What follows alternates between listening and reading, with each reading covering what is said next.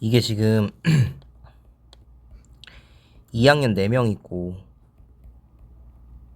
3학년 이렇게 4명 있는데 각 학생은 자신과 이웃한 두 학생 중 적어도 한 명과 같은 학년이다 잖아요. 그러려면은 예를 들어서 지금 2학년이 이렇게 있는데 3학년이 중간에 껴있으면 된다 안 된다? 3학년 옆에는 3학년 한 명이 무조건 존재해야 된다 이런 얘기죠. 그러니까 쉽게 한 가지 예를 들면 2학년끼리 이렇게 있고 3학년끼리 이렇게 있으면 문제될 게 없죠. 근데 예를 들어서 2학년 3명 이렇게 있고 2학년 1명 동떨어져 있다. 그럼 중간에 일단 3학년 껴있는 애도 문제고 2학년 1명 동떨어져 있는 애도 문제고, 그러니까 나올 수 있는 크게 봤을 때 경우의 수가 이 두 가지밖에 없어요. 어떤 경우냐면 요렇게 2학년 아까 그려줬던 것처럼 요렇게 3학년 요렇게 지금 4명씩 있는 경우, 아니면 이게 3명 1명이 안 되니까 2명 2명 2학년 2명 3학년 2명 이렇게 마주보고 있는 경우, 이 두 가지 케이스밖에 없습니다.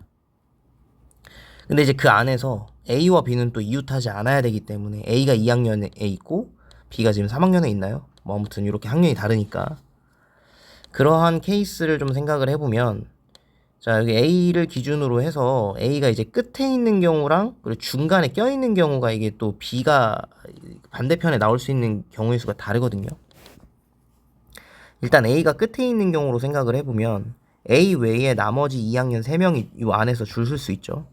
그러면은 이제 3팩토리얼 이렇게 들어가는 거고, 그 다음에 반대편에 이제 3학년이 들어가는데 그 3학년이 들어가는 경우 중에 A 옆에 B가 있으면 안 되기 때문에 B가 들어갈 수 있는 경우부터 생각을 해주면은 세 가지, 여기 이렇게, 그죠?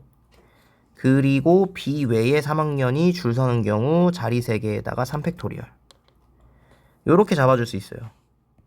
근데 A가 끝에 있는 게 오른쪽 끝에 있을 수도 있고 왼쪽 끝에 있을 수도 있는 거잖아요.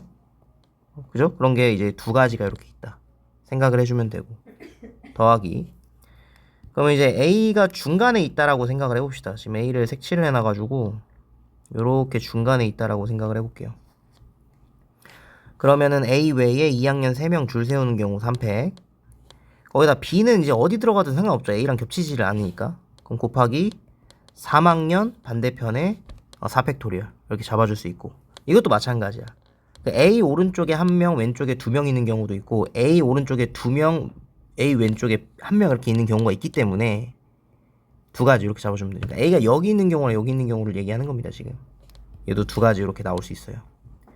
자 그럼 4명 4명인 경우는 끝났고요. 이제 2명 2명 요렇게 2학년 요렇게 2학년 그리고 요렇게 3학년 요렇게 3학년, 요걸 좀 생각을 해봅시다.